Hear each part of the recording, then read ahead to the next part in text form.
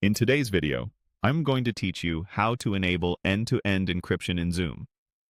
By the end of this walkthrough, you'll know exactly where to find the setting in the Zoom web portal and how to make it your default for extra security. End-to-end encryption, often called E2EE, means your meeting content is encrypted on your device and only decrypted on participants' devices, so even Zoom's servers can't see it. It's great for highly sensitive conversations, but keep in mind, it can limit certain features like cloud recording and live streaming. Start by opening a web browser and signing into your Zoom account at the official Zoom website. You'll be working in the web portal, not the desktop app. Once you're signed in, look to the left side of the page and select My Account. This takes you to your personal dashboard, where you can access all of your preferences. Next, head into Settings. This is where Zoom groups all the controls that affect how your meetings behave. Inside Settings, go to the Meeting section.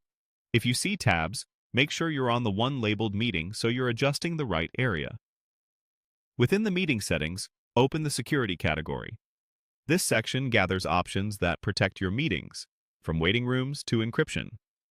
Scroll through Security until you find the option labeled Default Encryption Type. This is the key control that defines what kind of encryption your meetings will use by default whenever you start or schedule them.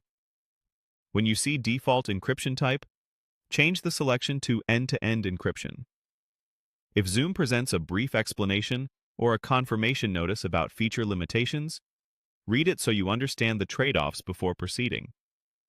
After choosing End-to-End Encryption, make sure you click Save. Saving locks in the change, so all new meetings you host will default to E2EE, unless you manually select something different for a specific meeting. A few quick tips to help everything work smoothly. All participants need to join from the Zoom desktop or mobile app versions that support E2EE, and they must be signed into Zoom. If someone can't join or a feature seems unavailable, it's often because their app is outdated or because E2EE intentionally disables certain advanced features.